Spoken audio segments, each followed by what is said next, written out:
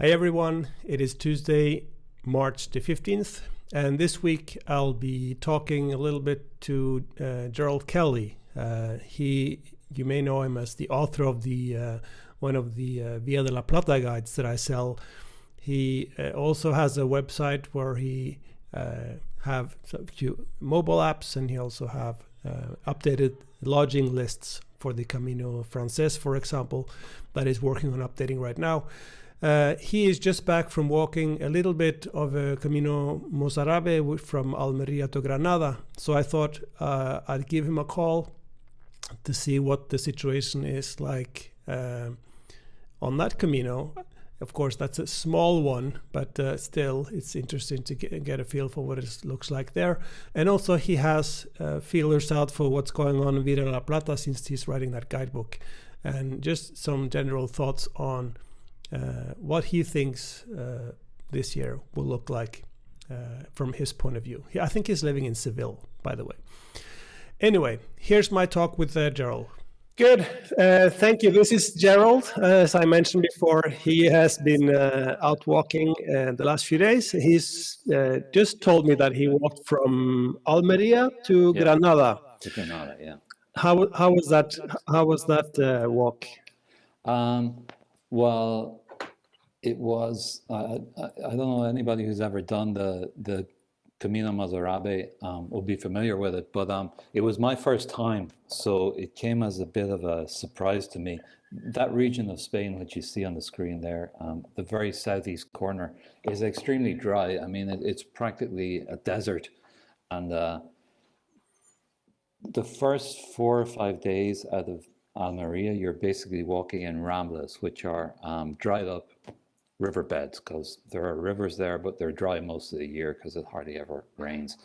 And I didn't really enjoy it much. I found it a bit, walking in a dried up riverbed, you're like in a valley, and I felt like I was in a tunnel most of the time, and there wasn't much to look at.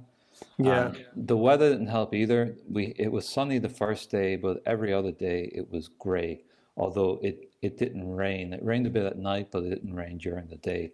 So, but also the landscape down there is very, very dry, and very kind of brown hills, this kind of brown rock and sand, and I didn't find it very attractive for walking in.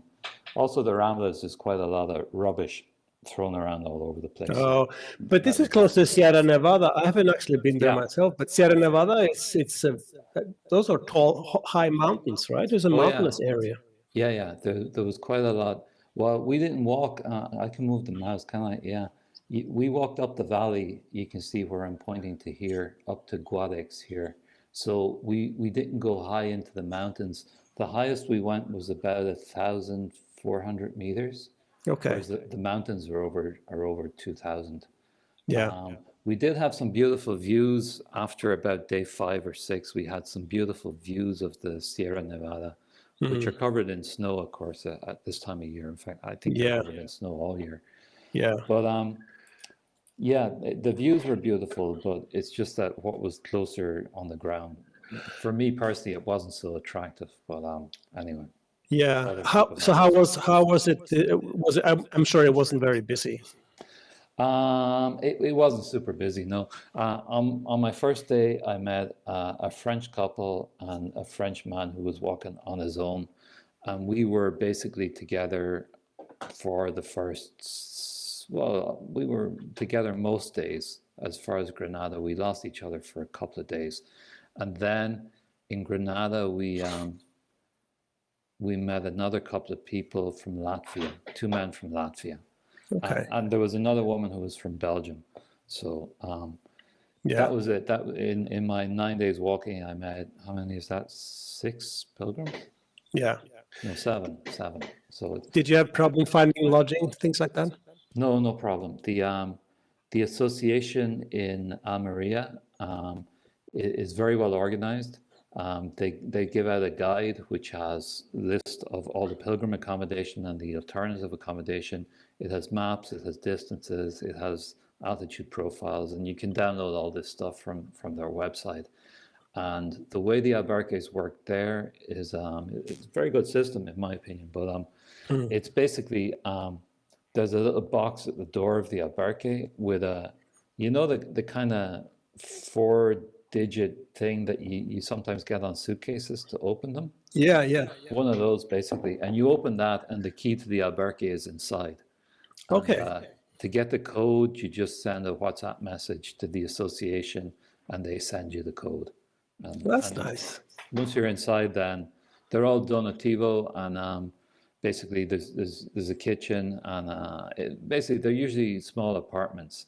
Yeah. There's a kitchen and a couple of rooms with bunk beds, and yeah, it was cold though. It was extremely cold some nights, and Yeah. I went with a summer sleeping bag, which in retrospect was a mistake. I could have brought my winter sleeping bag. Yeah.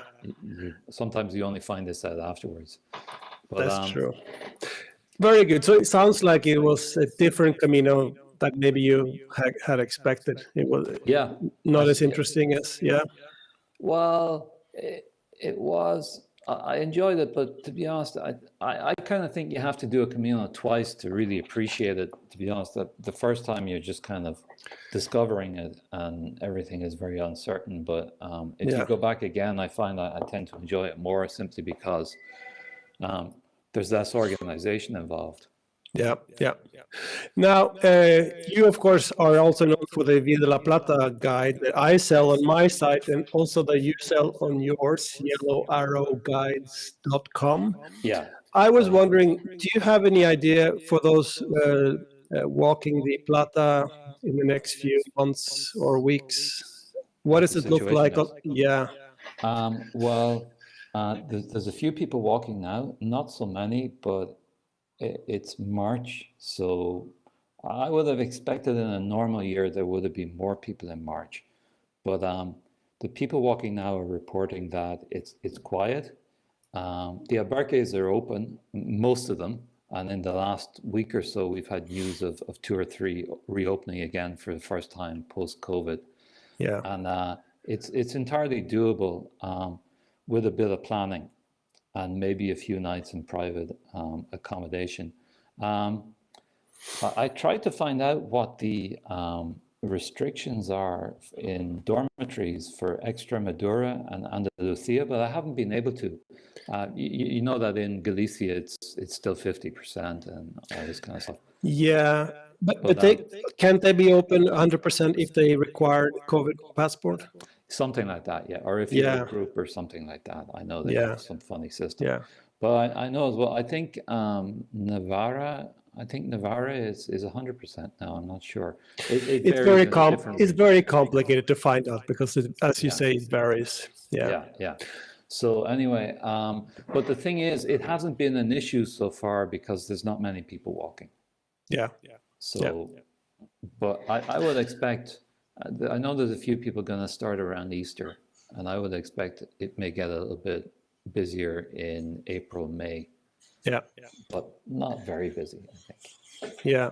Have you heard anything from the other routes, like the Portuguese, Frances? Do you know anything? Because I am sitting in Santiago, and it's very difficult for me to know what's going on out there. So I'm always trying to figure out if people know anything. You should go out to Monte de Gozo and grab people as they arrive in. That's true. Ask them a lot of questions. Actually, I had thought about that. Actually, I think my video next week might be a visit to Monte de Gozo. That would be a great idea, and talk to people who've just walked, But anyway, I can tell you that the last few days I've been calling and contacting albergues on the Camino Frances, because on my website I have a list of the currently open albergues. Mm-hmm. So far, I've gotten up about as far as, where am I? Castro Harris, slightly after Castro Harris. I think I finished at Población de Campos, which is about a third of the way along. Mm-hmm. Now, I'm getting a good response back from albergues, and most of them are open.